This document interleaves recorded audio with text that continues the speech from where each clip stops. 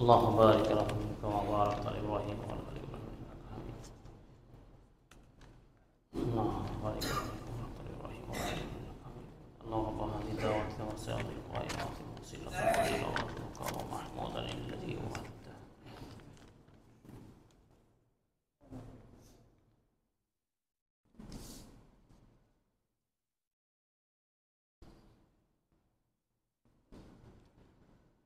إن الحمد لله نحمده ونستعينه ونستغفره ونؤمن به ونتوكل عليه ونعوذ بالله من شرور أنفسنا ومن سيئات أعمالنا من يهده الله فلا مضل له ومن يضلل فلا هادي له وأشهد أن لا إله إلا الله وحده لا شريك له وأشهد أن محمدا عبده ورسوله أرسله بالحق بشيرا ونذيرا فقد قال الله تعالى في كلام المجيد أعوذ بالله من الشيطان الرجيم يا أيها الذين آمنوا اتقوا الله حق تقاته ولا تموتن إلا وأنتم مسلمون يا أيها الذين آمنوا اتقوا الله وقولوا قولا سديدا يصلح لكم أعمالكم ويغفر لكم ذنوبكم ومن يطع الله ورسوله فقد فاز فوزا عظيما أما بعد فإن خير الحديث كتاب الله وخير الهدي هدي محمد صلى الله عليه وسلم وشر الأمور محدثاتها وكل محدثة بدعة وكل بدعة ضلالة وكل ضلالة في النار وبعد فأعوذ بالله من الشيطان الرجيم بسم الله الرحمن الرحيم واعبد ربك حتى يأتيك اليقين وقال الله سبحانه وتعالى إن الصلاة تنهى عن الفحشاء والمنكر وقال النبي صلى الله عليه وسلم أحب الأعمال إلى الله تعالى أدومها وإن قل রাওয়াহুল বুখারী ওয়া মুসলিম। শুরুতে মহান আল্লাহ সুবহানাহু ওয়া তাআলার শাহী দরবারে লক্ষ কোটি শুকর ও প্রশংসা আদায় করছি যে রব্বুল আলামিন মুসলিম মিল্লাতের সবচেয়ে বড় বাৎসরিক আনন্দ উৎসব ঈদুল ফিতর উদযাপনের পর আজকে প্রথম জুমা যে রব্বুল আলামিন আমাদেরকে পুরো এক বছর সুযোগ দিয়েছেন অন্য অন্য ব্যক্তিদের চেয়ে যারা দেখা গেছে রমাদান মাস পায়নি, যারা রমাদানের হয়তো একদিন আগে, 2 দিন আগে, 5 দিন আগে মারা গেছেন অথবা কয়েক মাসেই আগেই মারা গেছেন, তারা রমাদানে ক্ষমা পাওয়ার সুযোগ যেটি পাওয়ার কথা সেটা পাননি। কিন্তু আমরা যারা আজকে মসজিদে বসে আছি আমরা কিন্তু মাগফিরাতের মাস রমাদান মাস পেয়েছি। শুধু তাই নয়, রমাদান পেয়ে ঈদ উদযাপন করে আমরা সুস্থ রয়েছি, বলুন আলহামদুলিল্লাহ। এটা যে কত শুকর, কত প্রশংসা দাবি রাখে কেবলমাত্র ওই লোকটাই জানে যেই পরিবারের সদস্য ঈদ করতে পারে নাই। একই পরিবারের 3 জন পুত্র জীবন চলে গেল। একটা দেশে ভূমিকম্পে হাজার লক্ষ লক্ষ মানুষের নিখোঁজ হলো, মাটির নিচে চাপ পড়ে গেল। কি নির্মম অবস্থা! সেই জায়গা থেকে আমরা আজকে কত সুন্দরভাবে সুস্থ মনে ঢাকা শহরের পার্শ্ববর্তী এই সাভার কেন্দ্র জামে মসজিদ আমরা উপস্থিত হতে পেরেছি। এই জন্য মহান আল্লাহ সুবহানাহু ওয়া তাআলার শুকরিয়া প্রশংসা জ্ঞাপন করে আমরা শেষ করতে পারবো না। সত্যি আমরা আবার বলি আলহামদুলিল্লাহ। দুরূদ ও সালাম বর্ষিত হোক এই পৃথিবীর সর্বশেষ ও সর্বশ্রেষ্ঠ নবী ও রাসূল আহমদ মুহাম্মদ মুস্তাফা সাল্লাল্লাহু আলাইহি সাল্লামের প্রতি অসংখ্য দুরূদ ও সালাম বর্ষিত হোক। আল্লাহুম্মা সাল্লি ওয়া সাল্লিম আলান নবী। আল্লাহ তুমি কবুল করুন, আমিন। প্রিয় মুসল্লিয়ান ইকরাম, আজকে অত্যন্ত গুরুত্বপূর্ণ একটি বিষয়ের সাথে আপনাদের আমরা আলোচনার প্রয়াস পাব। বক্তব্যের শুরু এবং শেষ প্রত্যেকটা কথা আপনার অত্যন্ত মনোযোগ দিয়ে শুনবেন, উপলব্ধি করবেন, নোট করবেন। আমাদের আলোচনা খুতবার শেষে আমরা এই আলোচনার উপরে কুইজ সেশন এবং প্রশ্নোত্তর পর্ব আমরা ব্যবস্থা রেখেছি ইনশাআল্লাহ। আল্লাহ কবুল করুন, আমিন। দেখুন, আল্লাহ সুবহানাহু ওয়া তাআলা আমাদেরকে সৃষ্টি করেছেন অনর্থকভাবে নয়। তার বিশাল লক্ষ্য উদ্দেশ্য আমাদের জীবন মরণ, চলা বলা, কথা, কান্না, হাসি, আনন্দ, দুঃখ, সুখ, সুখে দুঃখে সর্ব অবস্থায় মুমিন বান্দা আল্লাহর ইবাদতের সাথে কানেক্ট থাকবে। এই জন্য আমাদের সৃষ্টি। এই কথা প্রমাণ আল্লাহ সুবহানাহু ওয়া তাআলা সূরাতুজ জারিয়াতের 56 নম্বর আয়াতে ঘোষণা করেছেন, ওয়ামা খালাকাতুল জিন্না ওয়াল ইনসা ইল্লা লিয়াবুদুন। আল্লাহ তাআলা বলে দিলেন, মানুষ এবং জিন এই দুই শ্রেণীকে আমার সৃষ্টির কারণ হলো তারা কেবলমাত্র আমার একত্ববাদের স্বীকৃতি দেবে। প্রত্যেকটা ক্ষেত্রে এই ইবাদত শুধুমাত্র সালাত, সিয়াম, ঈদের মধ্যে সীমাবদ্ধ নয়। ইবাদত হচ্ছে কি? শাইখুল ইসলাম ইমাম ইবনে তাইমিয়া রাহিমাহুল্লাহ 728 হিজরিতে মৃত্যুবরণ করেছেন। তিনি বলেছেন, ইবাদত কাকে বলে? ওই প্রত্যেক কথা ও কাজ, সেটা প্রকাশ্যে হোক অথবা গোপনে হোক, যেগুলো দ্বারা মহান আল্লাহ তাআলার সন্তুষ্টি অর্জন করা যায় তাকেই ইবাদত বলা হয়। আমার কথাটা বলা যে সুন্দর হয়, আমার অন্তরের বিশ্বাস, আমার আমল, আমার কাজ যদি মহান আল্লাহকে খুশি করার জন্য হয়ে থাকে, তাহলে এটাই হবে ইবাদত। এই পুরো টাইম আপনার লাইফে যতদিন বেঁচে থাকবেন, বালিগ হওয়া থেকে শুরু করে নিয়ে দেহে নিঃশ্বাস থাকা পর্যন্ত এবং সেটা বিবেক শক্তি অ্যাক্টিভ থাকা পর্যন্ত ইসলামের বিধানগুলো আপনার উপরে অবশ্যই জরুরি। ফরজগুলো আপনাকে করতেই হবে যদি আপনি মুসলিম হতে চান। খুবই ক্লিয়ার কথা থাকবে, যদি আমি মুসলিম পরিচয় বহন করতে চাই তাহলে ফরজ বিধানের সাথে কোনোভাবে আপোষ নেই। ফরজ কি? as-salawatul khams, 5 ওয়াক্ত সালাত আদায় করা। কোন মুসলিম সালাতের কাটছাট করতে পারবে? অসম্ভব। কোন মুসলিম রমাদানের মাসের সিয়াম কিছু রাখবে, কিছু নিজ ইচ্ছায় ছেড়ে দিবে? সম্ভব। কোন ধনাঢ্য ব্যক্তির যাকাত বের হয়েছে, যাকাত কিছু দেবে আবার কেউ দেবে না, ইচ্ছাধীন ব্যাপার, এটি কি সম্ভব? কোন মানুষ যার সামর্থ্য রয়েছে হজ করবে কি করবে না, এটি কি তার স্বাধীনতা রয়েছে? কালেমায় বিশ্বাসী হবে কি হবে না, এটি কি তার স্বাধীনতা রয়েছে? নো।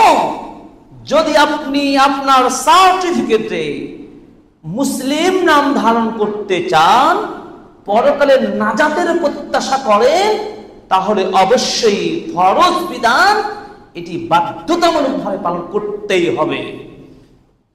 এরপরে আমরা মুসলিম, এজন্য আমরা ধন্য।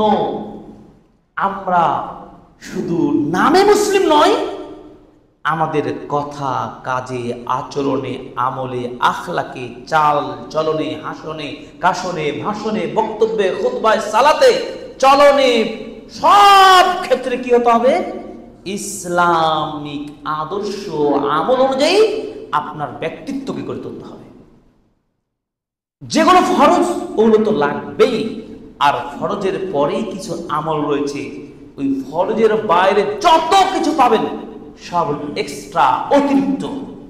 আর এক্সট্রা অতিরিক্ত আমলগুলোর সাথে নিজেকে যুক্ত রাখা, কন্টিনিউ ভাবে সে আমলগুলো করতে পারা মানেই হচ্ছে মহান রবের সাথে কানেকশনটা হয়ে যাবে। সুবহানাল্লাহ। আজকের বক্তব্যে আমরা বলবো কোন কাজ করলে আল্লাহর প্রিয়জন হতে পারবেন, কোন কাজ করলে মহান রবের সাথে আপনার কানেকশনটা ঠিক থাকবে, এই আমলটি করলে আপনার কি কি লাভ, 4টি লাভ, এবং কিভাবে আপনি কানেকশনটা ধরে রাখবেন এর 6টি পদক্ষেপ রয়েছে। এই 4 এবং 6 এবং কিছু সালাফদের দৃষ্টান্ত এর মধ্য দিয়ে আজকের সাজানো বক্তব্য খুতবা ইনশাআল্লাহ আমরা সমাপ্ত করার প্রয়াস পাবো ইনশাআল্লাহ। আমরা মুসলিম, ইসলাম গ্রহণ করার ভিত্তিতে মুসলিম। ইসলামের 5টি বিধানকে আমরা পূর্ণাঙ্গভাবে বিশ্বাস করি এবং সাধ্য অনুযায়ী আমল করি। সেই আরকানুল ইসলাম 5টি: কালেমা, সালাত, সিয়াম, যাকাত, হজ। ব্যক্তিভেদে এই 5টির কম বেশি হতে পারে। যেমন দরিদ্র মানুষের প্রতি হজ ফরজ নয়, যাকাত, অসহায় দরিদ্র মানুষের প্রতি যাকাত নেই, কিন্তু কালেমা, সালাত, সিয়াম কোনো ছাড় নেই। ইসলাম ধর্মের সবচেয়ে গুরুত্বপূর্ণ দিকটা কোথায় দেখুন, যে প্রতিটি মুহূর্তে একজন মুসলিম রবের সাথে কানেক্ট থাকতে হবে। যদি কানেক্ট না থাকে, বুঝবেন যে কানেকশন, সম্পর্ক না থাকলে আপনি ধর্মকে কিভাবে কাজে লাগাচ্ছেন, আপনি কত বড় ধোঁকা, কত বড় প্রতারণার মধ্যে আছেন। আপনি একটু চিন্তা করে দেখুন অন্যান্য ধর্মের কথা। অন্যান্য ধর্মগুলো নির্দিষ্ট দিনে, নির্দিষ্ট জায়গায় কিছু সামান্য তাদের ধর্মীয় অনুষ্ঠান, ইবাদত বলা হয় তাদের অনুষ্ঠানে। ধরুন হিন্দুরা, তাদের হিন্দুজন পূজার সময় আসে, তখন তারা পূজা করে। খ্রিস্টান, বৌদ্ধরা তাদের কি করে, তাদের নিজস্ব গির্জায় গিয়ে কয়েকটা দিনে বা কয়েকটা সময়ে একটি জায়গায় গিয়ে তারা কি করে, তাদের উপাসনা বা তাদের যেটা ধর্মীয় কালচার সেটা তারা পালন করে থাকে। কিন্তু মুসলিমদের ব্যতিক্রম হলো ধর্ম এটা, যে ইন্নাদ-দীনা ইনদাল্লাহি ইসলাম। পুরো লাইফ আপনার ইসলামাইজেশন রয়েছে, এবং এই ইসলাম ধর্মটাকে আল্লাহ তাআলা একমাত্র হাজার লক্ষ কোটি চিন্তা চেতনার উপরে নির্বাচিত একটি ধর্ম দান করেছেন। আল ইয়াউমা আকমালতু লাকুম দীনাকুম ওয়া আতমামতু আলাইকুম নি'মাতি ওয়া রাদিতু লাকুমুল ইসলাম দীনা। আমি তোমাদের জন্য মনোনীত করেছি ইসলাম। এই ইসলাম ধর্মের আকর্ষণীয় দিকটা তোমরা অবজার্ভ করো। কিভাবে? যে ইসলাম কোনো টাইম, কোনো স্থান এর সাথে সীমাবদ্ধ নয়, বরং লাইফের যে দিন থেকে, যখন থেকে আপনার বালেগ হয়েছেন আর যতদিন পর্যন্ত আপনার বিবেক ঠিক থাকবে, প্রতিটি মুহূর্তে আপনাকে ইবাদত, ইসলামের বিধান কার্যকর রয়েছে। সুবহানাল্লাহ। বলেন তো মুসলিমরা শুধুমাত্র সাময়িক রমাদানের রোজা রাখলেই হবে? না। মুসলিমরা কিভাবে কানেক্টেড দেখুন, 5 ওয়াক্ত দিনের সালাত আদায় করছি আমরা। এই জায়গায় যদি বিশ্লেষণ করেন, মুসলিমরা শুধুমাত্র 5 ওয়াক্ত সালাত আদায় মসজিদেই করবে এমনটি নয়। যখনই সালাত হবে, যে যেখানে থাকবেন আপনি সেখানে সালাত আদায় করতে পারবেন। আল্লাহ তাআলা কি সুযোগ দিয়েছেন, আপনি মাঠে আছেন, সালাতের টাইম হচ্ছে, আপনি সালাত আদায় করুন, ওখানে আপনার জন্য বৈধ। উম্মতে মুহাম্মাদীকে এই বিশেষ বৈশিষ্ট্য আল্লাহ তাআলা দান করেছেন। সালাত রক্ত হয়েছে, পানি পান নেই, আপনি মাটি দিয়ে তায়াম্মুম করে সালাত আদায় করেন, তাহলে কোন ধর্মগুরু বলবে, কবে ওই তারিখ আসবে, ওই সময় ঘন্টা বাজবে, ওই জায়গায় পৌঁছবে, তার বিরোধিতা হবে তা নয়। ইসলাম এটাকে এত ইউনিভার্সাল, বিশাল বিশ্বব্যাপী আল্লাহ তাআলা ইবাদতের সাথে বান্দাকে সম্পর্ক রেখেছেন। বলুন সুবহানাল্লাহ। এই মুসলিম হয়ে ধন্য আমরা, যারা প্রকৃতপক্ষে ইসলামের দর্শনটাকে বুঝতে পেরেছে।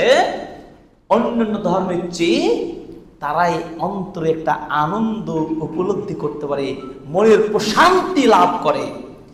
বলুন রমাদানের সিয়াম শেষ হয়েছে, তাই বলে কি মুসলিমদের আর কোনো সিয়াম আয়োজন নেই? অবশ্যই রয়েছে। আল্লাহ তাআলা আমাদের প্রতি কত দয়া, কত অনুগ্রহ করেছেন।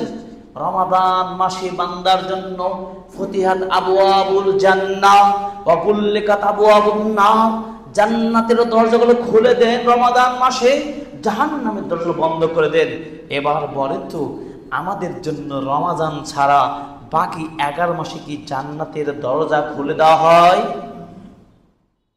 অনেকে বলছেন না, মাথা নড়ে বললেন। আমি আপনাকে বলছি, আজকে খুতবা শুনেন বুখারী হাদিস, জান্নাতের দরজা রমাদান মাসে খোলা হয়, এটা স্পেশাল ব্যাপার। আল্লাহ তাআলা রমাদান মাসকে 8 ভাবে ব্যতিক্রম মাস হিসাবে বান্দাকে বিশেষ সুযোগ দিয়েছেন, সেটার আলোচনা শেষ। আপনাকে একটা পয়েন্টে ধরে দিতে চাই, রমাদান মাসের পরেও বাকি 11টা মাসেও আল্লাহ বান্দার প্রতি দয়া করে 2 দিন তার জান্নাতের দরজা ওপেন করে দিন। সুবহানাল্লাহ।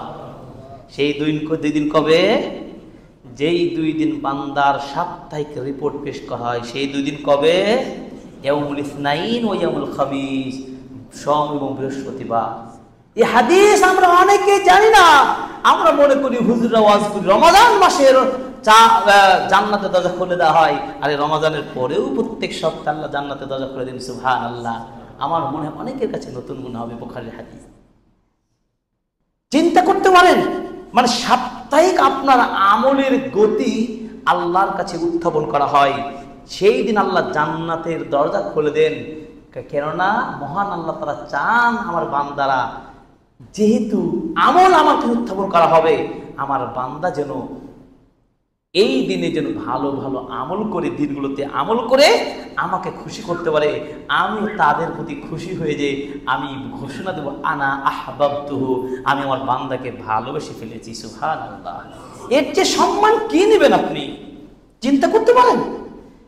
এই জন্য রমাদান মাসে আমরা যে আমলগুলো করেছি, যেই কাজগুলো করেছি, সেই আমলগুলো শুধু রমাদানে সীমাবদ্ধ নয়। রমাদানে ফরজ আমল 2টা করেছি। নাম্বার 1, 5 ওয়াক্ত সালাত আদায় করেছি। নাম্বার 2, রমাদান মাসের 1 মাস ফরজ সিয়াম পালন করেছি। নাম্বার 3, সামর্থ্যবান ব্যক্তিরা যাকাত আদায় করেছি। এবার আপনি ফাইন্ড আউট করে দেখুন, আপনি রমাদানের বাইরে কি কি অতিরিক্ত আমল করেছেন। সবাই মনে মনে আপনি গণনা করে দেখুন, আঙ্গুল গণনা করে দেখেন, রমাদানে ফরজ 3 আমলের বাইরে কি অতিরিক্ত কাজ করেছেন। আজকের খুতবা আপনার প্রশিক্ষণ হবে আমি মনে করি, একটু যদি খেয়াল রাখেন কি কি অতিরিক্ত কাজ করেছেন। আমি কয়েকটা পয়েন্ট বলে দিই। রমাদান মাসে ফরজ 3 আমলের বাইরে আপনি কি কি করেছেন। নাম্বার 1, আপনি তারাবির সালাত আদায় করেছেন। যেই তারাবির সালাত হচ্ছে রমাদানের বাইরে, ওটাকে তাহাজ্জুদের সালাত বলে বা রাতের কিয়ামুল লাইলের সালাত বলে। এটা আপনি রমাদান মাসে তারাবি বলে সালাতটা আদায় করেছেন, এই একটা কাজ করেছেন অতিরিক্ত। 2, রমাদান মাস কোরআন অবতীর্ণের মাস বলে আপনি কোরআন তেলাওয়াত করেছেন বেশি বেশি, অথবা কোরআন শেখার চেষ্টা করেছেন, অথবা কোরআনের তাফসীর করেছেন। সর্বোপরি কোরআনের সাথে একটা সম্পর্ক গড়ে তোলার চেষ্টা করেছেন। নাম্বার 3, রমাদান মাসে আপনি গরিব হন আর ধনী হন, কম বেশি দান খায়রাত করার একটা চেষ্টা করেছি, যে এই মাসে যেহেতু দান খায়রাত করলে সব বেশি, তাহলে এটাও আপনি একটা অতিরিক্ত কাজ করেছেন। নাম্বার 4, রমাদান মাসে আপনি অসহায় মানুষদেরকে সাহায্য সহায়তা করেছেন, ইফতারি করিয়েছেন। ইফতারি কি রমাদানে শেষ নাকি রমাদানের বাইরে ইফতারি আছে? আছে। সুতরাং রমাদানে আপনি ইফতারি মানুষকে করেছেন। নাম্বার 5, সহযোগিতার হাত বাড়িয়ে দিয়েছেন। আপনার কাছে যখনই যে সাহায্য চেয়েছে যে কোনোভাবে আপনি একটু চেষ্টা করেছেন তাকে হেল্প করার জন্য। নাম্বার 6 আপনি করেছেন কি?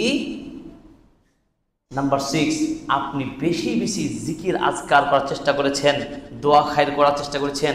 আল্লাহ তুমি আমাকে ক্ষমা করে দাও, আল্লাহ রমাজান আমাকে পাপ মুক্ত করে দাও, আল্লাহ রমাজানে আমাকে পাপ মুক্ত করে জান্নাতের খাতায় নামটা লিখে দাও, জাহান্নাম থেকে বাঁচাও। এইভাবে কত কত ইবাদত করেছেন। নাম্বার 7 আপনি রমাজান মাসে সামর্থ্যবান বিচক্ষণ ইমানদাররা ইতিকাফ করেছেন। রমাজানে আপনারা নাম্বার 8 রমাজানে আপনারা বেশি বেশি কি করেছেন? রাত জেগেছেন, রাত জাগার চেষ্টা করেছেন। এই সব এই কাজগুলো 8টি কথা বললাম, 8টা কাজই কম বেশি আমরা অতিরিক্ত করেছি না করি নাই? করেছি। এইগুলো কি শুধুমাত্র রমাজানের জন্য ফিক্সড, নাকি বাকি জিন্দেগিতে আপনাকে চালিয়ে যেতে হবে? মনে রাখবেন আজকের বক্তব্যের মূল থিম হলো এই জায়গায়, রমাদানে যেসব আমলগুলো প্রশিক্ষণ গ্রহণ করেছি আমরা, সেটি কম হোক আর বেশি হোক, এই আমলগুলোকে আপনাকে নবীর আদর্শে আপনাকে একটি কন্টিনিউয়াসলি ভাবে ধরে রাখতে হবে। এই জন্য 15 নম্বর সূরা হিজরের 99 নম্বর আয়াতে আল্লাহ তাআলা বলে দিয়েছেন কি ঘোষণাটা? ওয়া'বুদ রাব্বাকা হাত্তা ইয়াতিয়াকাল ইয়াকিন। তোমার মৃত্যু আসা পর্যন্ত তুমি ইবাদত করতেই থাকো। ভূমিকায় বলেছি কথাটা, মৃত্যু আসা পর্যন্ত তুমি ইবাদত করতেই থাকো, বিরামহীন ভাবে, গতিহীন ভাবে।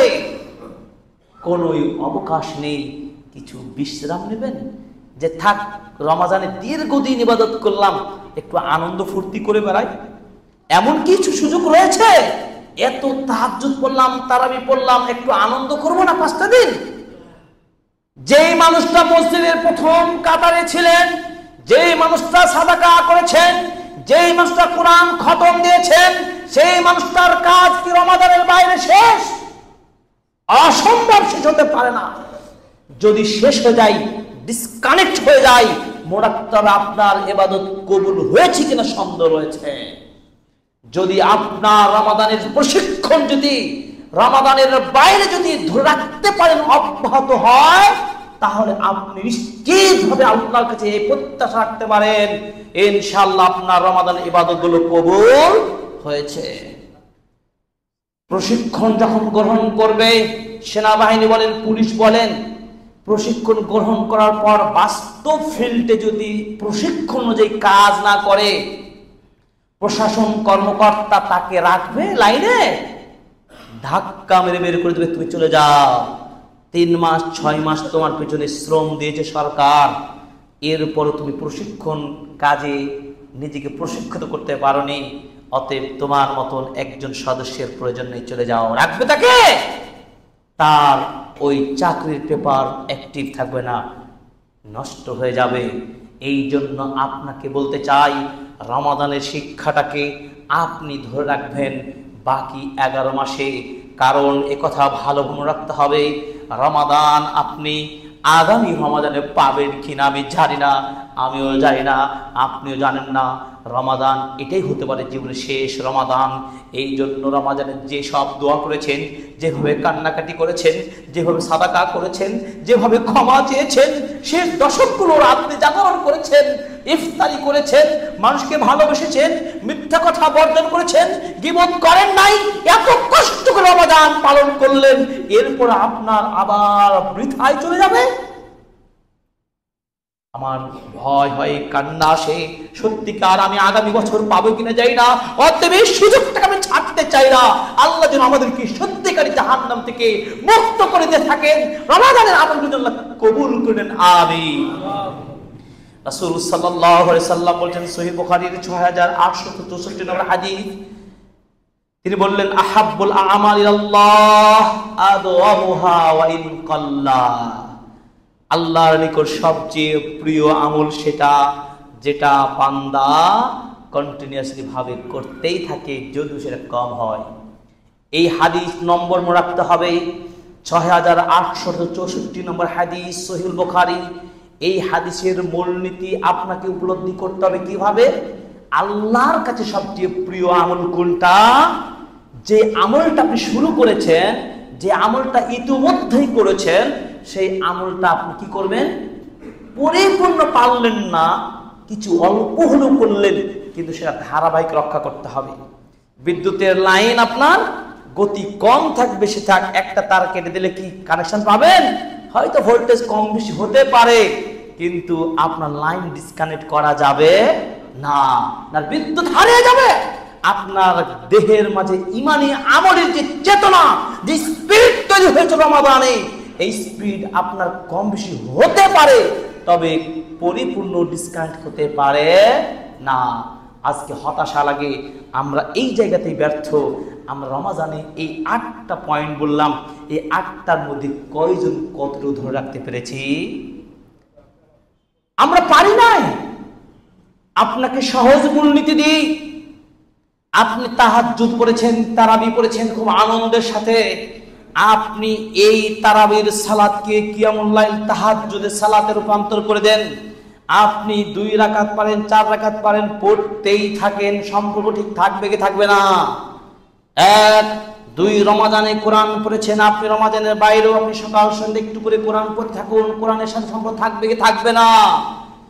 3, আপনি রমাদান ইফতার করেছেন, রমাদানের বাইরেও আপনি নফল সিয়াম গুলো করতে থাকুন, ইফতারি হবে কি হবে না?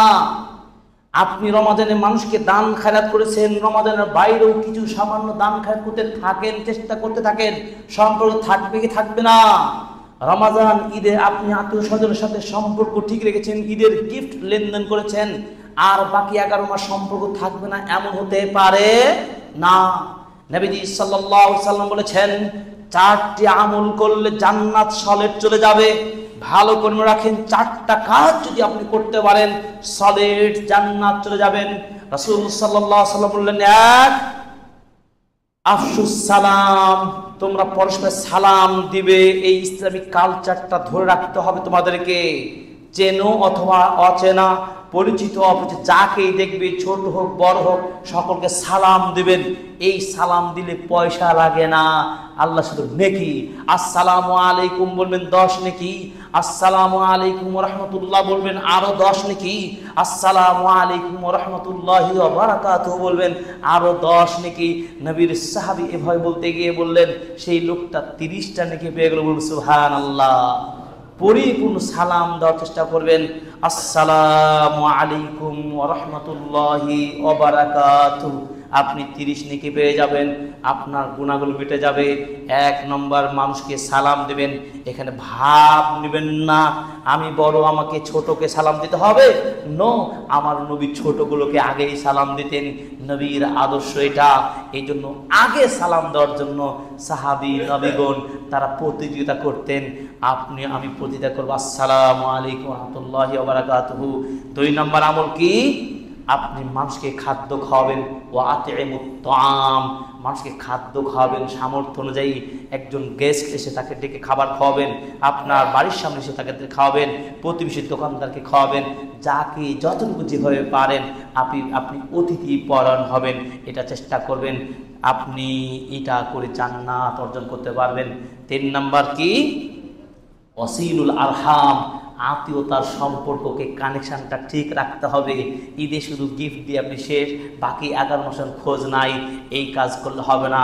আত্মীয়তার সম্পর্কে বন্ধন কি সুদৃঢ়ভাবে রক্ষা করতে হবে।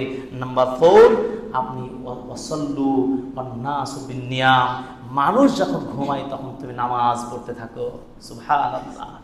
ফজরের আগে আপনি উঠে যান, শেষ রাতে মহান রব্বুল আলামিন আকাশের নিচে নেমে এসে বলেন, মাইয়াদউনি, কে আছো আমাকে ডাকো, আমি তোমাদের ডাকে সাড়া দেব। কে অসুস্থ আমার কাছে সুস্থ চাও, প্রার্থনা করো, আমি তোমার প্রার্থনা কবুল করো।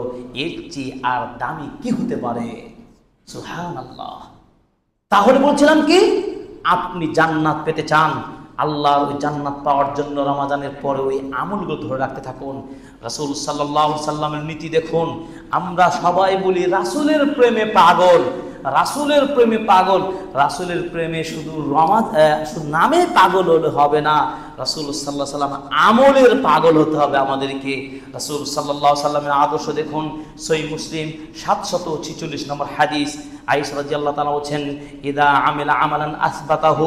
রাসূল সাল্লাল্লাহু আলাইহি ওয়াসাল্লাম যখন কোনো কাজ আমল শুরু করতেন তখন সেটাকে তিনি কন্টিনিউ ধরে রাখতেন। কি বললাম?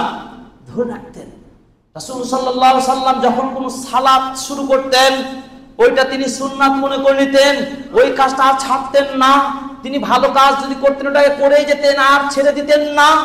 তার মূলনীতি হলো যেই কাজটা আপনি করা শুরু করেছেন ইসলামের, সেটা আপনিও ছাড়বেন না, যদিও সেটা কি হয় কম হোক, কিন্তু আপনি সেটাকে বিচ্ছিন্নতা ঘটাতে পারেন না। তিনি কি করতেন?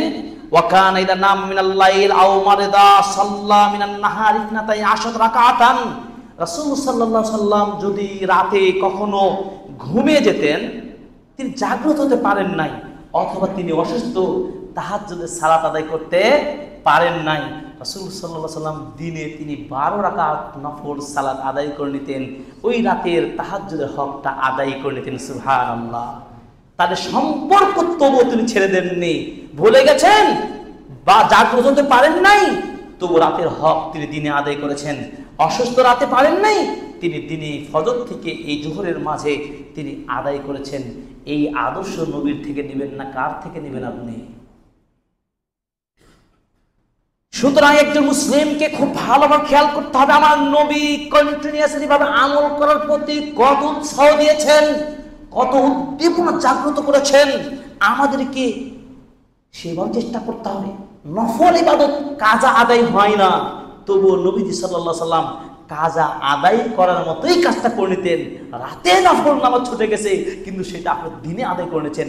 কত গুরুত্ব এই কথায় আপনাকে প্রমাণ করে। সুবহানাল্লাহ। এরপর দেখুন রাসূল সাল্লাল্লাহু আলাইহি সাল্লাম উম্মার লোকদেরকে কিভাবে উৎসাহ দিয়ে বলেছেন, মান্না বা আন হিজবিহি আও আন শাইইন মিনহু ফাকরাহু ফীমা বাইনা সালাতিল ফজর ওয়া সালাতিল যুহর কুতিবা লাহু কাআন্নামা করাআহু মিনাল লাইল। সহিহ মুসলিমের 746 এবং 47 নম্বর হাদিস। প্রথমটা 746, পরেরটা 747 নম্বর হাদিস, পরস্পর দুইটা হাদিস।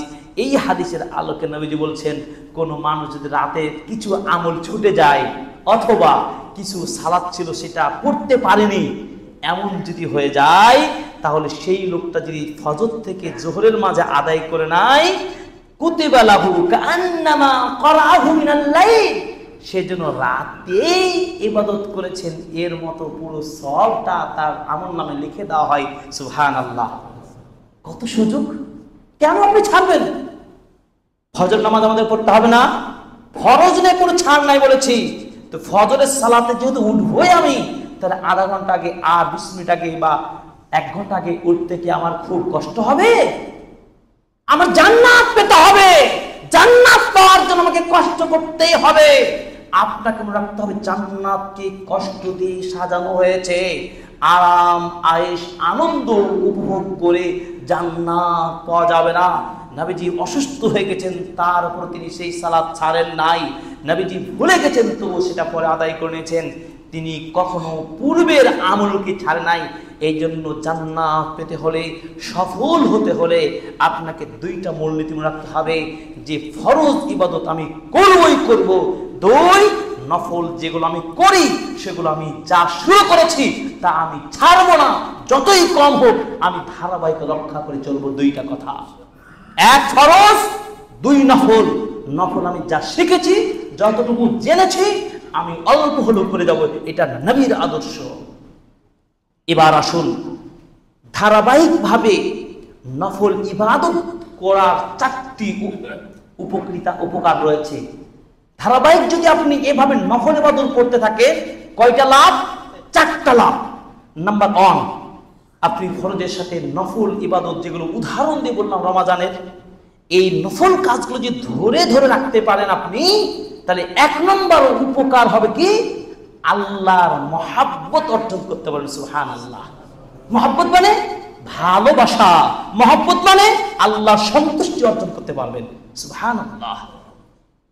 এই জন্য দেখুন, এই মহব্বত অর্জন করতে হলে কি করতে হবে? ওই নফল কাজটাকে ধরে রাখতে হবে। ওই যে বিদ্যুতের মতো তারের ডিসকানেকশন রাখা যাবে না, আপনি এই আমলের বিচ্ছিন্নতা ঘটানো যাবে না। যখন একজন বান্দা এইভাবে আমল করতেই থাকবে, ধারাবাহিকভাবে আমল করবে, রাসূল সাল্লাল্লাহু আলাইহি ওয়াসাল্লাম বলছেন, আল্লাহ তাআলার বাণী, মান আদালি ওয়ালিয়ান ফাকাদ আযানতু বিহারবিন, যে আমার প্রিয় বান্দার সাথে শত্রুতা করবে, আমি প্রিয় বান্দার পক্ষে ওই ব্যক্তির বিরুদ্ধে সংগ্রাম যুদ্ধ করার অনুমতি দিচ্ছি। ওয়ামা তাকাররাবা ইলাইয়া আবদি বিশাইইন আহাব্বু ইলাইয়া মিম্মা ইফতারাসতুহু আলাইহি, আমার কোনো বান্দা আমার নৈকট্য হাসিল করতে পারবে না কেবল ফরজ ইবাদত পালন করে আমার কাছাকাছি প্রিয় বান্দা হতে পারবে না।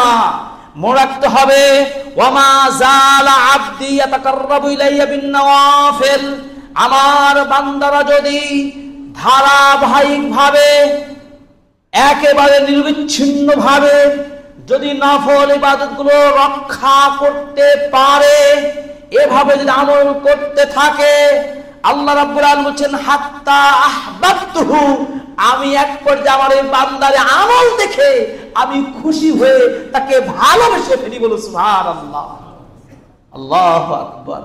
আল্লাহ ভালোবেসে ফেলেন। সহিহ বুখারী 6502 নম্বর হাদিস, 6502 নম্বর হাদিস, আল্লাহ রাসূল বললেন যে আল্লাহর বাণী, যে আমি আমার ওই বান্দাকে নফল আমল করার কারণে তাকে ভালোবেসে ফেলি। যদি আমার আল্লাহকে খুশি করতে পারি, তাহলে জান্নাতে কেউ ঠেকাতে পারবে আমাকে? আমার সিরাত পার হবে, আমার বিচার সহজ হবে, আমি আরশের ছায়া পাবো, আমি জান্নাত পাবো, কারণ আমার রবকে আমি সন্তুষ্ট করতে পেরেছি। সুবহানাল্লাহ। তাহলে 1 নম্বর আল্লাহর ভালোবাসা অর্জন করতে পারবেন যদি ধারাবাহিকভাবে নফল ইবাদতগুলো করতে থাকেন। নাম্বার 2, আন্নাহা সাবাবুল ইস্তিজাবাতিদ দুআ, ধারাবাহিক আমলে সালেহ করতে পারলে আপনার দোয়া কবুল হবে। কি হবে? দোয়া কবুল হবে। কিভাবে? আপনি মনে করছেন বিপদে পড়লে আল্লাহকে ডাকি, আর সুখে থাকলে আল্লাহকে ডাকি না। এই নীতি বর্জন করতে হবে। দুঃখে সুখে সর্বাবস্থা আল্লাহকে ডাকতে হবে। বিশেষ করে আমাদের সংস্কৃতি হলো, যখন আমরা বিপদে পড়ি তখন আমরা আল্লাহকে চিৎকার করে ডাক দিই, ওই ডাকে কোনো লাভ হবে না। নবীজি সাল্লাল্লাহু আলাইহি ওয়াসাল্লাম বলেছেন, তিনি বলেছেন, তাআররাফ ইলাল্লাহি ফির রাখাই আরিফকা ফিস শিদ্দাতি, তুমি কষ্টের সময় মহান রবকে তুমি চেনো, তোমাকেও সুখের সময় আল্লাহ তাআলা কষ্টের সময় তোমাকে চিনবে। তুমি আনন্দের সুখের সময় আল্লাহকে চেনো, মানে তার বিধান পালন করো, তাকে খুশি করার জন্য তুমি আমল করতে থাকো। তুমি সুখে আছো, আল্লাহকে ভুলে যাবে এই নয়। তাআররাফ ইলাল্লাহি ফির রাখায়ে, আপনি সুখের সময় আল্লাহকে ডাকেন, তাহলে ইয়ারিফকা ফিস শিদ্দাতি, তিনিও তোমাকে কঠিন বিপদের মধ্যে তোমাকে চিনবেন, তোমার পাশে থাকবেন ইনশাআল্লাহ। তিরমিজির হাদিস 2516 নম্বর হাদিস।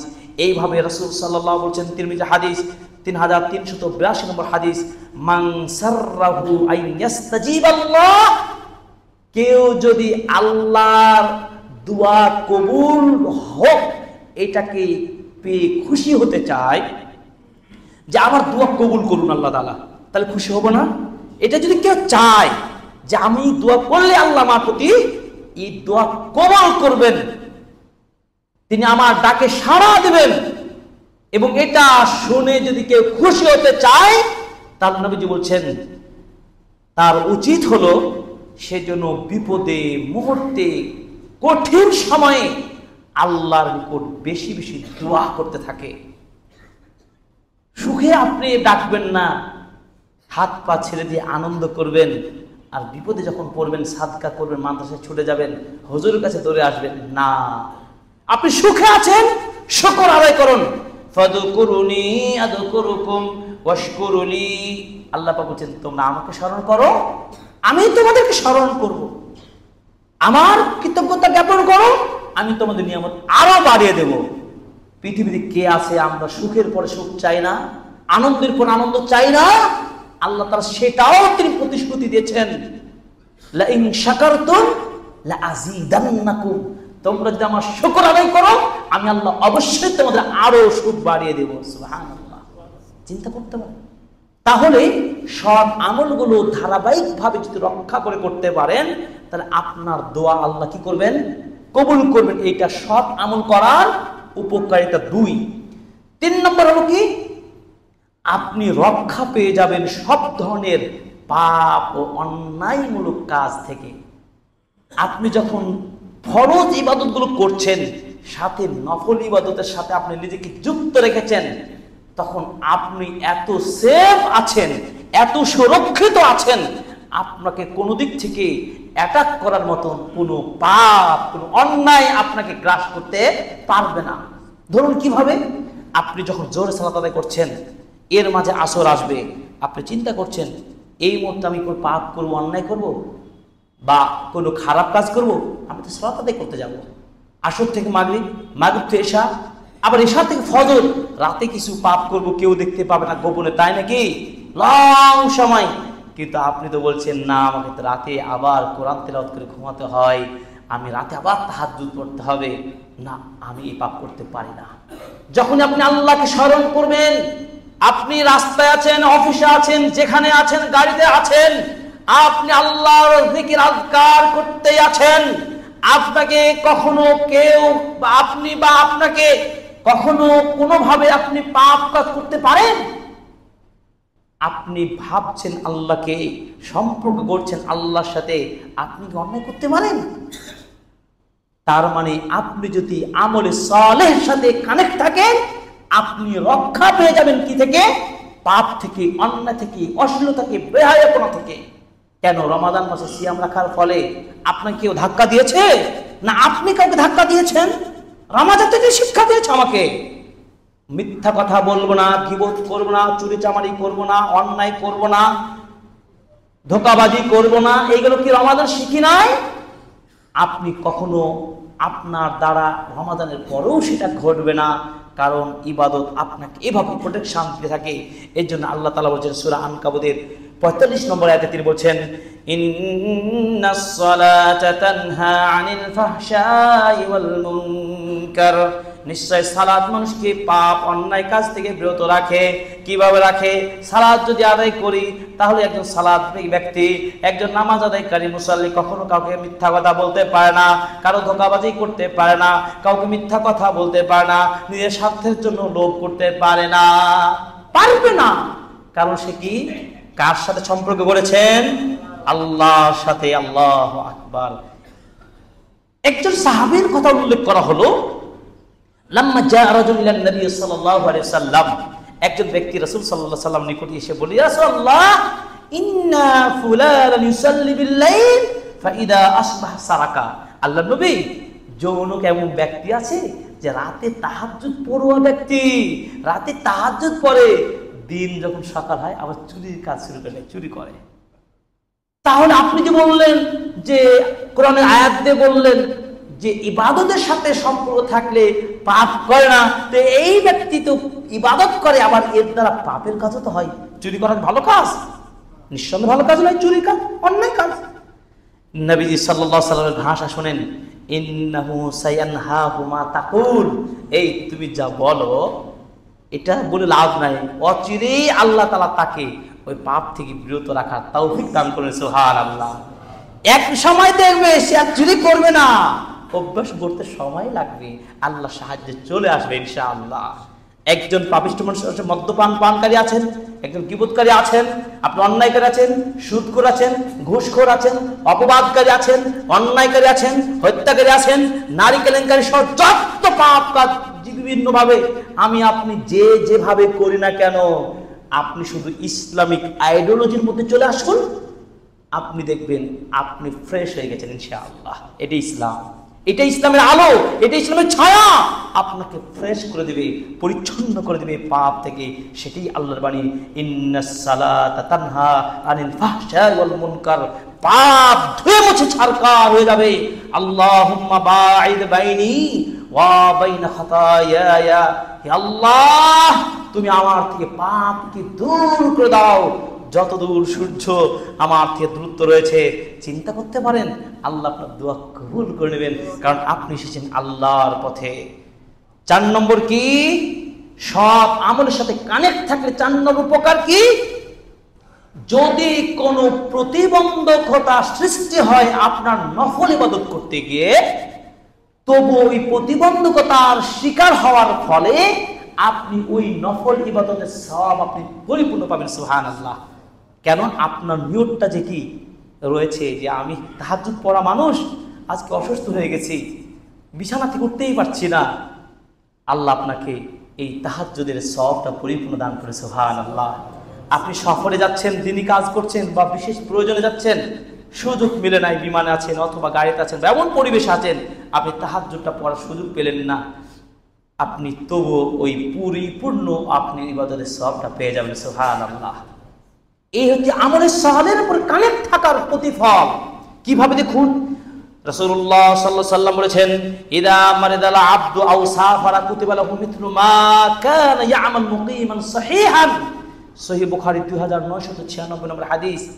যখন কোনো বান্দা অসুস্থ হয় অথবা সফরে করে, যে আমলটা সুস্থ অবস্থায় করেছিল, স্বাভাবিক অবস্থায় মুকিম অবস্থায় করেছিল, করতে পারে নাই, কুতিবা লাহু, আল্লাহ সাল্লাল্লাহু মিথলু, হুবহু সেই সবটা তিনি পেয়ে যাবেন। সুবহানাল্লাহ।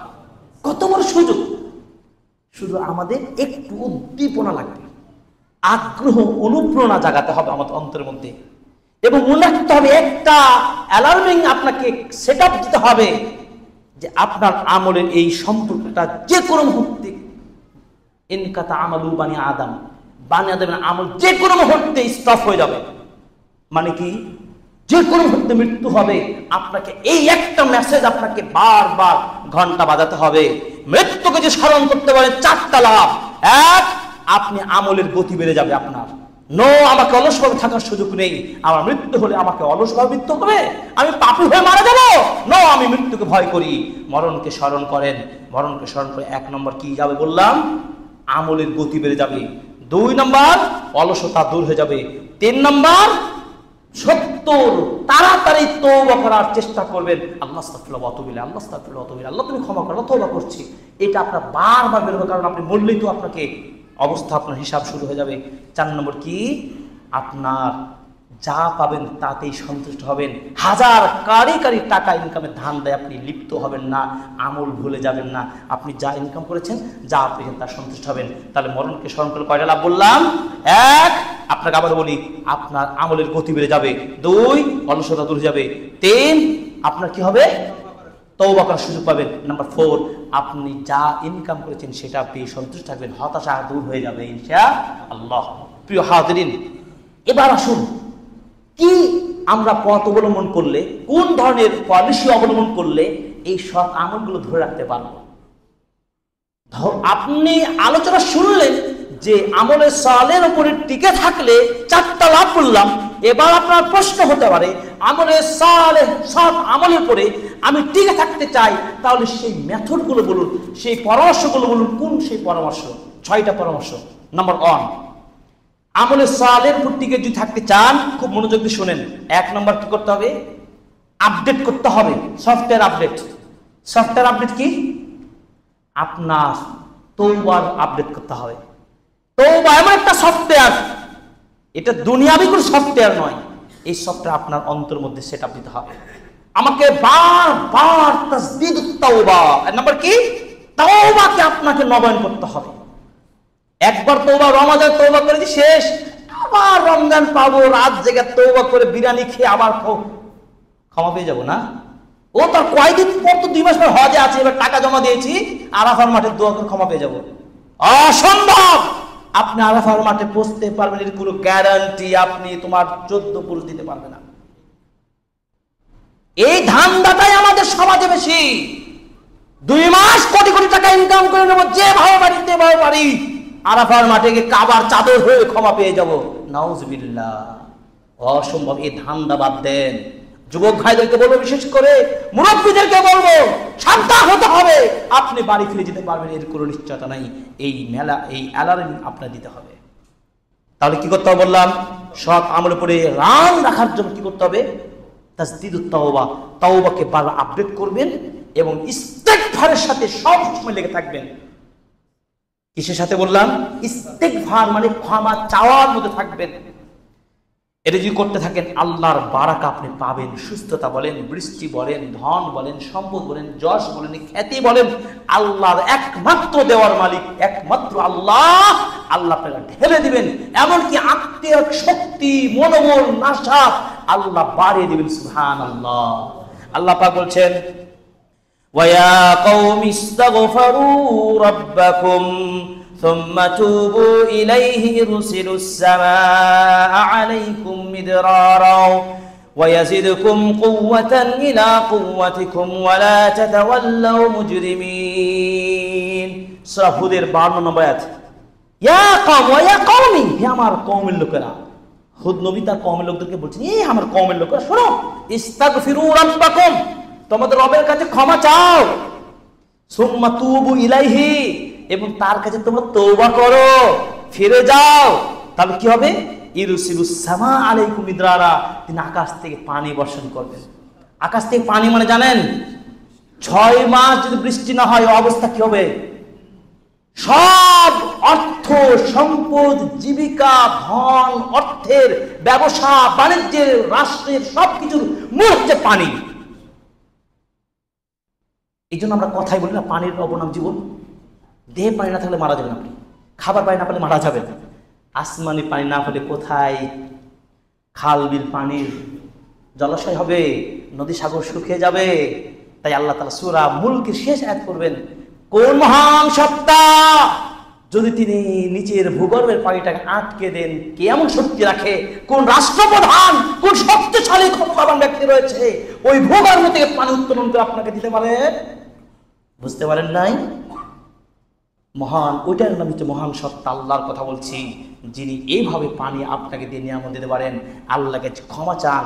এই জন্য যখন বৃষ্টির পানি হয় না তখন ইস্তিসকা সালাত কেন আদায় করে জানেন? ইস্তিসকা সালাত আদায় করে ভাবে যে বলতে থাকে, তওবা করতে থাকে, তখন দোয়া করতে থাকে, আল্লাহ আমরা ভুল করেছি, আমরা পাপিষ্ঠ অন্যায়কারী, আল্লাহ আমরা তোমার আনুগত্য করি, তোমাকে বিশ্বাস করি, তোমাকে ভয় করি, আল্লাহ আমাদের পানি দাও। সাভারবাসী আল্লাহ পানি দিয়ে সিক্ত করো। এই যে গরমের মৌসুমে আসবে, দেখেন আপনারা যত অপরাধ, বৃষ্টি বন্ধ হয়ে যাওয়া, বৃষ্টি কম হওয়া, এটা পাপের প্রায়শ্চিত্ত। এই জন্য হুদ নবী তার কওমের লোককে বললেন, তোমরা ক্ষমা চাও, তওবা করো, আকাশ থেকে বৃষ্টি দিয়ে তোমাদেরকে আবার নতুন জীবন দান করবে ইনশাআল্লাহ। শুধু তাই নয়, ওয়া ইয়াজিদকুম কুওয়াতান ইলা কুওয়াতিকুম, তোমাদের শক্তিকে শক্তির উপর শক্তি বাড়িয়ে দেবেন। সুবহানাল্লাহ। ওয়ালা তাতাওয়াল্লাউ মুজরিমিন, তোমরা অপরাধী হয়ে পিছিয়ে হয় না। তাহলে 1 নম্বর কি? আমলের সালের উপর টিকে থাকতে তওবা করবেন। তওবার জন্য 3টা শব্দ, তওবার কয়টা শব্দ? 3টা মনে রাখবেন। যে পাপটা করেছি সেটা ছেড়ে দিবেন, নাম্বার 1 ক্রোশ ছেড়ে দেন। নাম্বার 2 আপনি যে পাপগুলো করেছেন সেটাকে নিন্দা জানাবেন, নাদাম, ছি আমি অন্যায় করতাম আর নয়। নাম্বার 3 আর আমি পাপের দিকে ফিরে যাব না, ছেড়ে দিলাম, নিন্দা জানালাম, আর যাব না। কয়টা শর্ত? এই 3টি শর্ত মনোবল দিয়ে যদি করতে পারেন ইনশাআল্লাহ তওবা কবুল ইনশাআল্লাহ। 2 নম্বর কি? সৎ আমলের সাথে লেগে থাকা 2 নম্বর মূলনীতি হলো যে আপনার শরীরের সাথে মানানসই ইবাদতগুলো করতে থাকবেন। এখন ধরেন আপনি এমন অসুস্থ, নফল রোজা রাখতে পারেন না, কিন্তু আপনি জিকির আজকার খুব পটু, বিছানা শেষে সুবহানাল্লাহ, আলহামদুলিল্লাহ, আস্তাগফিরুল্লাহ করতে পারছেন, তাহলে আপনি কি এটাও বন্ধ করে দেবেন? আপনি সিয়াম রাখতে পারলেন অসুস্থতার কারণে, কিন্তু তাসবিহ কোনটা আপনি ছাড়তে পারেন না। যেটার সাথে অ্যাটাচ হবে, নফল ইবাদতের ক্ষেত্রে বলছি, আপনার উপর জোর নাই নফল ইবাদতে, কিন্তু নফল ইবাদত যেটার সাথে আপনি সম্পর্ক গড়তে পারবেন, যেটা আপনার শরীরের সাথে মানানসই হবে, সেটা আপনি করতে থাকেন। তাহলে কি একটা সম্পর্ক তৈরি হবে না? তার যদি আপনি 12 রাকাত পড়ছিলেন বেতুর সহ, 11 রাকাত পড়ছিলেন, আপনি 2 রাকাত পড়েন, 6 রাকাত পড়েন, 5 রাকাত পড়েন বেতুর সহ, মানে অল্প অল্প করবেন, আল্লাহ সেটা খুশি হবে। এভাবে যে যেটা আপনার সাথে, মানে যেটা আমরা বলি শুট করে আপনার দেহে, দুর্বল হয়ে অসুস্থ হয়ে না, এমন কিছু লোক আছে বেশি পাগলামি শুরু করে দেয়, এত বেশি করলো যে দুর্বল হয়ে অসুস্থ হয়ে বলে মেডিকেলে ভর্তি করতে হয়। নো, ইসলাম এটা বলে না। আপনি আপনার শরীরের কন্ডিশন দিয়ে খেয়াল রেখে রেখে আমল করতে থাকেন। 3 নম্বর কি? আল্লাহ ইউসকাল আনাফসি, আপনার দেহের উপর ভারী হয়ে চাপ হয়ে যাবে, এই আমল করবেন না, চাপ নিয়ে আমল করবেন না, আনন্দের সাথে আমল করেন, আনন্দ নিয়ে আমল করতে থাকেন। ইফতারি রোজাতে ইফতারি করেছেন, রাত জেগেছেন, সব করেছেন, আনন্দ নিয়ে এখনো করতে থাকেন। খুদু মিনাল আমালি মা তুতিকুন ফাইন্নাল্লাহা লা ইয়ামিল্লু হাত্তা তামিল্লু। রাসূল সাল্লাল্লাহু আলাইহি ওয়াসাল্লাম বলেছেন সহিহ বুখারীর 1970 নম্বর হাদিস, 1970, তোমাদের 7 ধরনের আমল করতে থাকো, তোমাদের মানে অবিশ্রান্ত মানে ক্লান্ত না হওয়া পর্যন্ত আল্লাহ তোমাদের প্রতিদান দিতেই থাকেন। সুবহানাল্লাহ। 4 নম্বর কি? সর্বদা আল্লাহ সাহায্য চাইবেন। আল্লাহ রমাজানে আমি যে ভালো কাজগুলো করেছি, আল্লাহ তুমি আমাকে বাকি জিন্দেগিতে ধরে রাখার চেষ্টা তৌফিক দাও। আল্লাহ চাইবেন কার কাছে? তৌফিক। আল্লাহ যদি মনটা ঘুরে দেয় তাহলে আপনি আল্লাহর কাছে বারবার দোয়া করছেন, আর ওই দোয়া কিন্তু আমরা প্রতিদিন 5 ওয়াক্ত নামাজে করি না? ইয়াকা না'বুদু ওয়া ইয়াকা নাস্তাঈন, আল্লাহ তোমারই একমাত্র ইবাদত করি, তোমার কাছে চাই। ইহদিনাস সিরাতাল মুস্তাকিম, আল্লাহ তুমি আমাদেরকে সিরাতে মুস্তাকিমের পথে তুমি পরিচালিত করো, আমিন। বলি না? আল্লাহকে চাই, আল্লাহ তোমাদের শক্তি দাও, সকলকে শক্তি দাও, আমিন। 5 নম্বর কি? নবীজি সাল্লাল্লাহু আলাইহি সাল্লাম যে নিষেধ করেছেন আমলে সালেহকে কি করা যাবে না, কানেকশন বিচ্ছিন্ন করা যাবে না, এই কথা খেয়াল রাখতে হবে। কার কথা খেয়াল রাখবেন এখানে? নবীর কথা। নবীজি কি বলেছেন? তুমি যেটা পারো ধারাবাহিক করো, কিন্তু কেটে দেবা না, বিচ্ছিন্ন ঘটাবা না, এই কথা আপনাকে কি করতে হবে? সেট আপ দিতে হবে। এটা একটা মূলনীতি। তিনি বলছেন ইয়া আব্দুল্লাহ লা তাকুন মিসলা ফুলান, হে আব্দুল্লাহ তুমি ওই ছেলের মতো তুমি হয়ো না, কিন্তু যেই ছেলেটা কানা ইয়াকুমুল লাইল ফাতারাকা কিয়ামুল লাইল, ওই যে আমাদের ইমাম সাহেব, ওই যে আমাদের ওই চাচা, দেখতাম তাহাজ্জুদ নামাজ পড়তো, এখন ছেড়ে দিয়েছে, আর পরে না, আর দেখতে পাওয়া যায় না, তুমি তার মতো হয়েও না। তার মানে কি? রাসূল সাল্লাল্লাহু আলাইহি ওয়াসাল্লামের কি নিষেধাজ্ঞা না? ওর মতো হতে নিষেধ করে দিচ্ছেন। তার মানে ওই লোকটা চাচাটা ভালো না, কারণ উনি পড়তেন, এখন ছেড়ে দিয়েছে, ওনার সঙ্গ চলবে না। নবীর ভাষা। সহিহ মুসলিম বুখারী হাদিস 1152 নম্বর হাদিস। 6 নম্বর মূলনীতি হলো কি? সালাফদের আমলের দর্শন আপনি অনুসরণ করবেন, মানে ভালো মানুষের আমলকে আপনি গ্রহণ করবেন, সেটা দলিল ভিত্তিক আমল। সেই দর্শনটা কি? রাসূল সাল্লাল্লাহু আলাইহি ওয়াসাল্লামের যখন উপরে সূরা নাসর নাজিল হলো, ইযা জাআ নাসরুল্লাহি ওয়াল ফাth ওয়া রাআইতান নাসা ইয়াদখুলুনা ফি দীনিল্লাহি আফওয়াজা ফাসাব্বিহ বিহামদি রাব্বিকা ওয়াস্তাগফির ইন্নাহু কানা তাওয়াবা। নবী আপনি আপনার রবের আপনি তাসবিহ করুন, ক্ষমা চান, এই যে নির্দেশ পেয়ে গেলেন সূরা নাসরে। তখন আয়েশা রাদিয়াল্লাহু তাআলা আনহা বলছেন নবীজি সাল্লাল্লাহু আলাইহি ওয়াসাল্লাম নামাজে সুবহানাকা রাব্বি ওয়া বিহামদিক আল্লাহুম্মা গফিরলি, এই দোয়াটা তিনি আর বেশি বেশি পড়তেন। সুবহানাল্লাহ। দেখছেন তিনি ক্ষমা, নবীজি সাল্লাল্লাহু আলাইহি ওয়াসাল্লাম একটা মজলিসে 70 থেকে 100 বার ক্ষমা চাইতেন। আমি আপনি কয়বার চাই? এবার আসুন একটু দৃষ্টান্ত 1 মিনিটের মধ্যে 2-1টা আমল আয়েশা রাদিয়াল্লাহু তাআলা আনহার আমল দেখেন। আপনি যে কন্টিনিউ আমল করবেন কেন, সে দর্শনটা ফলো করেন। আয়েশা রাদিয়াল্লাহু তাআলা আনহা বলেন মুয়াত্তা মালিকের 153 নম্বর হাদিস, তিনি বলছেন তিনি সালাতুল জোহর রাকাত 8 রাকাত নামাজ তিনি পড়তেন। কয় রাকাত? 8 রাকাত।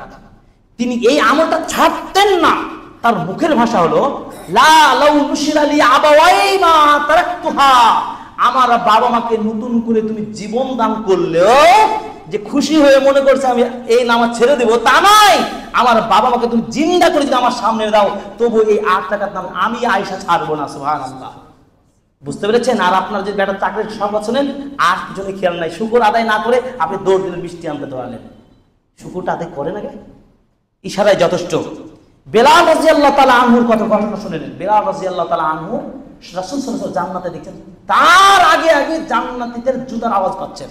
কার আগে? নবীজির আগে। নবীজি সাল্লাল্লাহু আলাইহি ওয়াসাল্লাম দেখছেন সে জান্নাতে আগে চলছেন। সুবহানাল্লাহ। আল্লাহ নবী সাল্লাল্লাহু আলাইহি ওয়াসাল্লাম বেলালকে, ব্যাপার কি বেলাল? সামি'তু দাফনা লাইক বাইনা ইয়াদাইহি ফিল জান্নাহ, জান্নাতে তোমার আমি জুতার আওয়াজ পাচ্ছি, ব্যাপারটা কি? তিনি বলছেন আল্লাহ নবী আমি যখনই ওযু করতাম তখনই 2 রাকাত নফল সালাত আদায় করতাম। সুবহানাল্লাহ। সাহাবীগণ বলছেন এই কথা শোনার পর থেকে আর কোনোদিন অন্য সাহাবীরা আমলটা ছাড়তেন না। আপনারা ছাড়বেন? শিখলেন না? আজকে থেকে নিয়ত করুন, যতগুলো কথা শুনলেন বাস্তব আজকে থেকে এই মুহূর্তে থেকে শুরু হতে হবে। Start now, no late, start now. Okay, ইনশাআল্লাহ। এরপর দেখুন আলী রাদিয়াল্লাহু তাআলা আনহু, ফাতেমা রাদিয়াল্লাহু তাআলা আনহা, রাসূল সাল্লাল্লাহু আলাইহি ওয়াসাল্লাম নিকটে একটা আবেদন করেছিলেন, কাজের মানুষ যেন তার বাসায় দেওয়া হোক। নবীজি সাল্লাল্লাহু আলাইহি সাল্লাম পরে তার ঘরে প্রবেশ করে বলছেন, ও ফাতেমা ও আলী, শোনো, আমি কি তোমাদেরকে আলা ওয়াল্লিমুকুমা খায়রাম মিম্মা সাআলতুমা, তোমরা যা চেয়েছিলে আমার কাছে এর চেয়ে বেটার কিছু তোমাদেরকে পরামর্শ দেব না? অবশ্যই বেটার কি পরামর্শ আল্লাহ নবী বলুন। আল্লাহ নবী বলেন, শোনো, রাতে ঘুমার সময় 34 বার আল্লাহু আকবার বলবা, 33 বার সুবহানাল্লাহ বলবা, 33 বার আলহামদুলিল্লাহ বলবা। এই আমলটা রাতে ঘুমার আগে করবা, ওই যা চেয়েছে এর চেয়েও বড় উপকার হবে। সুবহানাল্লাহ।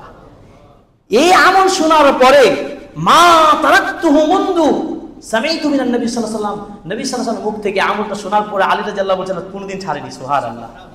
কি লোভ হয় না? তারা জান্নাতের সার্টিফিকেট পেয়েছে, তারপরেও কত নিরবচ্ছিন্নভাবে আমলের প্রতি ছিলেন তারা। আর আমি আপনি রোজা করে পার হয়ে গেলাম, ঈদ করে পার হয়ে গেলাম, অসম্ভবে ধান্দাবাজি বাদ দেন। ইবনে উমর রাদিয়াল্লাহু তাআলা আনহুর কথা বলি 4 নম্বর। ইবনে উমর রাদিয়াল্লাহু তাআলা আনহু রাত এত জেগে যে তাহাজ্জুদ পড়তেন, তিনি রাতে সামান্য পরিমাণ রাতে ঘুমাতেন। সুবহানাল্লাহ। ওনার সম্পর্কে বলছেন, নি'মার রাজুল আব্দুল্লাহ, বেটার মানুষ হচ্ছে আব্দুল্লাহ। সুবহানাল্লাহ। কারণ সে কম ঘুমায়, ইবাদত করে বেশি। উম্মে হাবিবা রাদিয়াল্লাহু তাআলা বলছেন, আল্লাহ নবী বলেছেন একটি হাদিস, জোহরের নামাজের আগে 4 রাকাত, জোহরের নামাজের পরে 4 রাকাত অতিরিক্ত নফল সুন্নাত যদি কেউ আদায় করতে পারে, আল্লাহ জাহান্নামের আগুন হারাম করে দেবেন। সুবহানাল্লাহ। উম্মে হাবিবা রাদিয়াল্লাহু তাআলা আনহা বলছেন, এই হাদিস শোনার পরে আর কোনদিন আমল ছাড়িনি। বলেন, আপনি এই বক্তব্য শোনার পরে আমল ছাড়বেন? এই জন্য আল্লাহ তাআলা বলছেন সূরা হিজরের 99 নম্বর আয়াত, ওয়া আবুদ রাব্বাকা হাত্তা ইয়াতিয়াল ইয়াকিন, মৃত্যুর আশা আগ পর্যন্ত আমল করতেই থাকেন, তাহলে সার্থক হবেন, সফল হবেন। আল্লাহ তাআলা আমাদেরকে কবুল করুন, আমিন। আল্লাহ তাআলা আমাদেরকে শক্তি সামর্থ্য দান করুন, আমিন। আল্লাহ তাআলা আমাদের সকলকে ঈমানি জজবা বাড়িয়ে দেন, আমিন। সকলকে জান্নাতি পরিবার হিসেবে কবুল করুন, আমিন। এই আল্লাহ দেশ ও প্রবাসের যারা আমাদের বক্তব্য শুনছেন, দেখছেন, আমাদের ছোট্ট খুতবা থেকে যেন অনুপ্রাণিত হতে পারি আমরা, আল্লাহ কবুল করুন, আমিন। আল্লাহ আমাদের ভুল ত্রুটি ক্ষমা করুন, আমিন। বারাকাল্লাহু লানা ওয়া লাকুম ফিল কুরআন আযীম ওয়া নাফা'না ওয়া ইয়্যাকুম বিল হাকিম ইন্নাহু তাআলা মালিকুর রাহিম। ইন্নাল হামদুলিল্লাহি ওয়াহদা